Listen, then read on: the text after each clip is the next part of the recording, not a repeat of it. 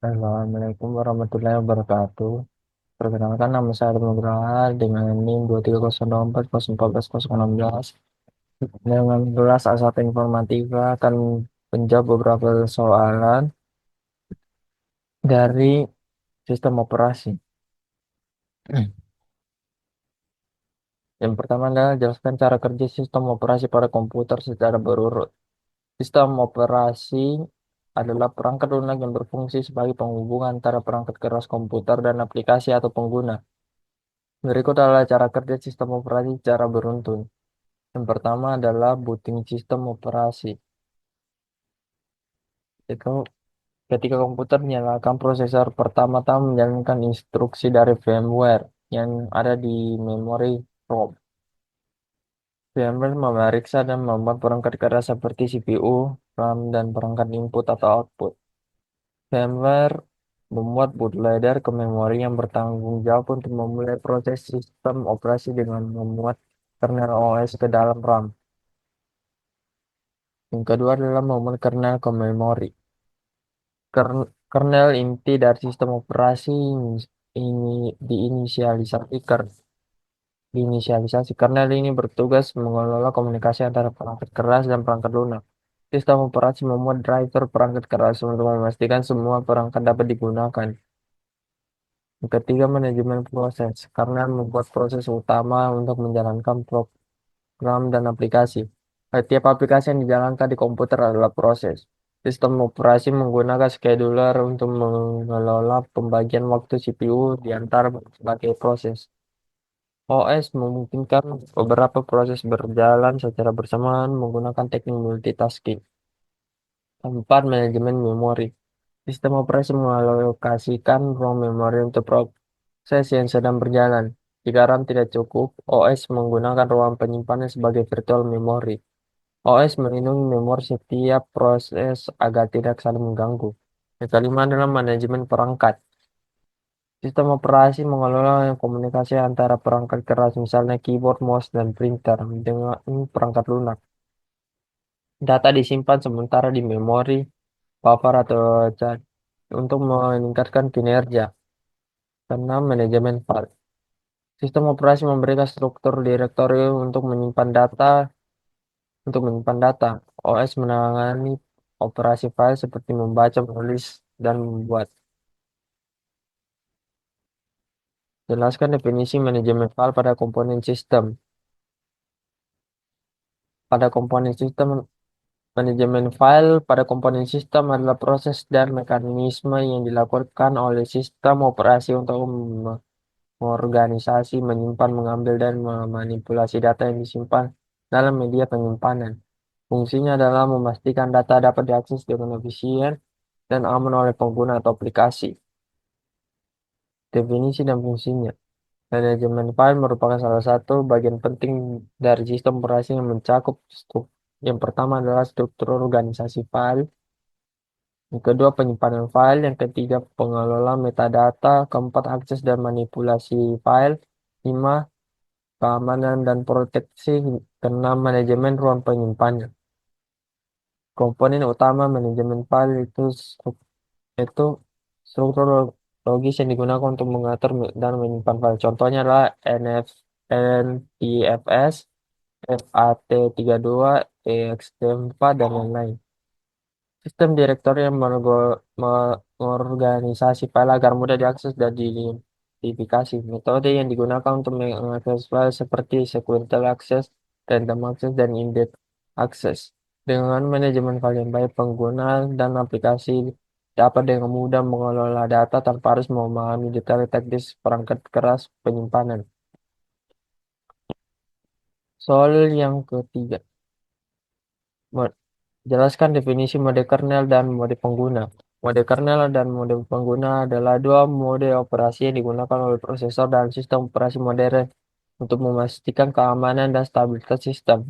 Mode ini memisahkan akses ke sumber daya perangkat keras dan melindungi sistem dari kesalahan atau akses tidak sah. Yang pertama yang kita bahas adalah mode kernel. Definisinya adalah mode kernel adalah mode eksekusi di mana sistem operasi memiliki akses penuh ke semua sumber daya perangkat keras, termasuk memori, perangkat I atau O, dan instruksi mesin tingkat rendah.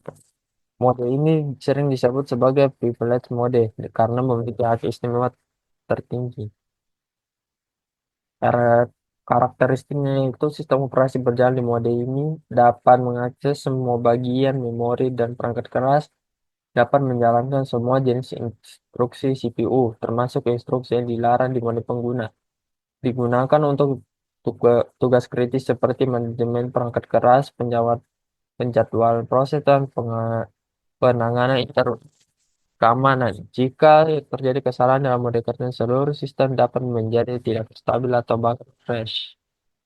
Kedua adalah mode pengguna. Definisinya adalah mode pengguna adalah mode eksekusi di mana aplikasi berjalan dengan akses terbatas ke sumber daya perangkat keras.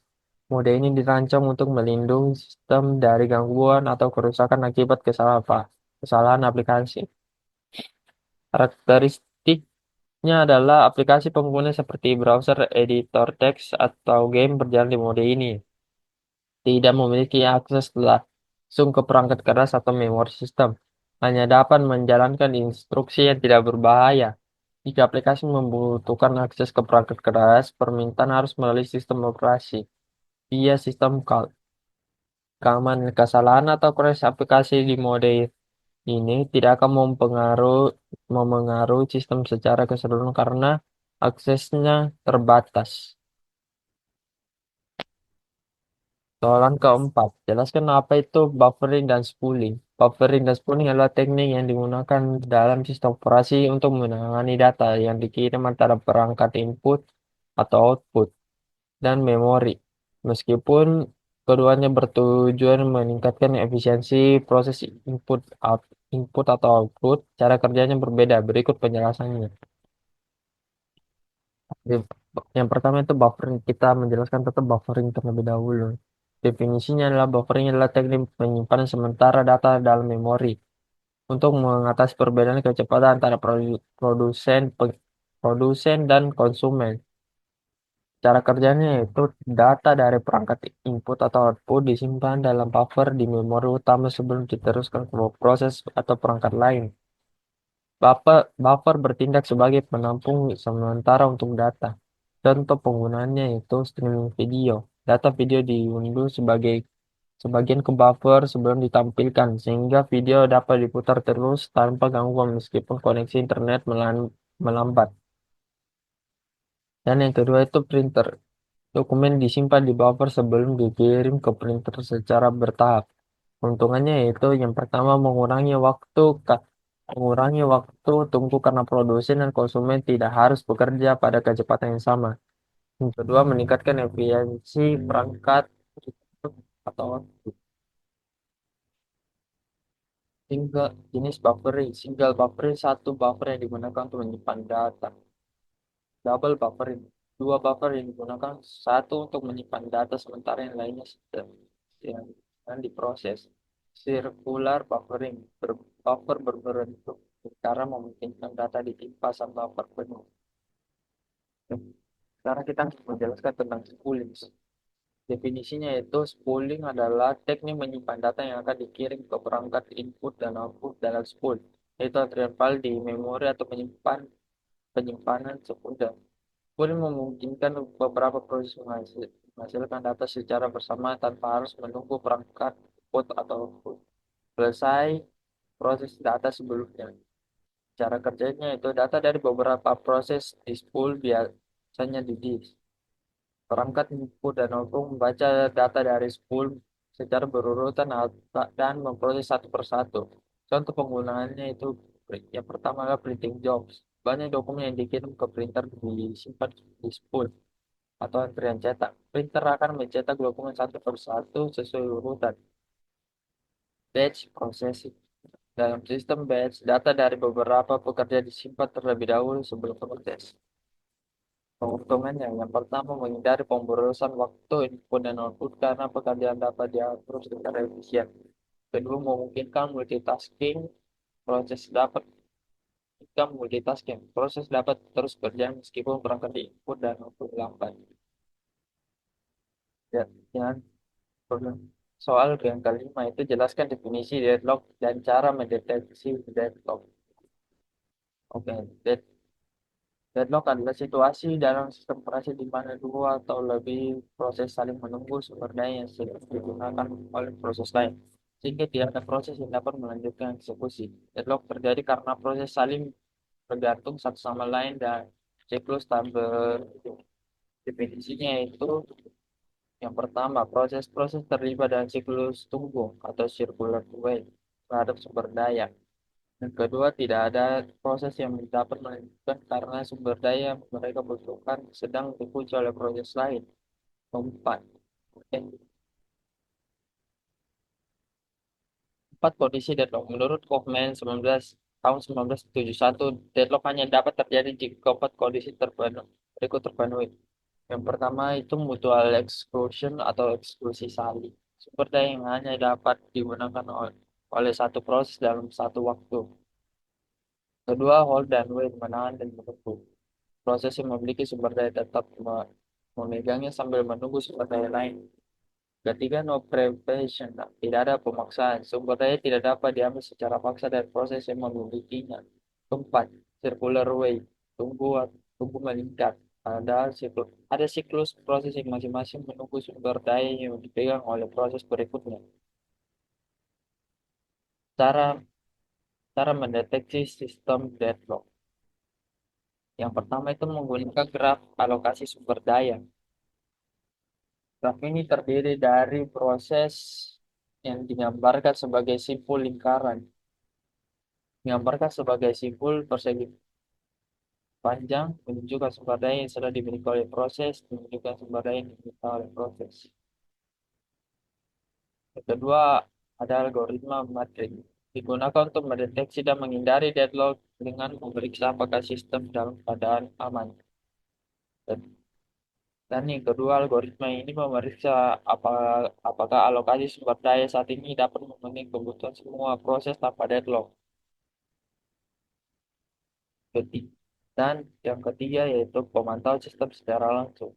Sistem operasi memeriksa proses dan sumber daya secara berkala untuk mendeteksi proses yang tidak dapat melanjutkan karena saling menunggu. Empat, time out. Jika suatu proses terhenti terlalu lama, sistem menganggap bahwa deadlock terjadi dan mengambil tindakan untuk mengatasinya. Penanganannya itu jika deadlock terdeteksi yang pertama itu abort proses atau hentikan salah satu atau lebih proses yang terlibat dalam deadlock. Yang kedua adalah prime sumber daya. Ambil sumber daya dari proses tertentu untuk menyelesaikan deadlock. Ketiga, rollback. Kembalikan proses ke titik tertentu sebelum deadlock terjadi. Yang keempat, perbaiki desain sistem agar menghindari deadlock di masa depan. Oke, sekian dari semua pertanyaannya. Bila ada salah mohon dimaafkan. Wassalamualaikum warahmatullahi wabarakatuh.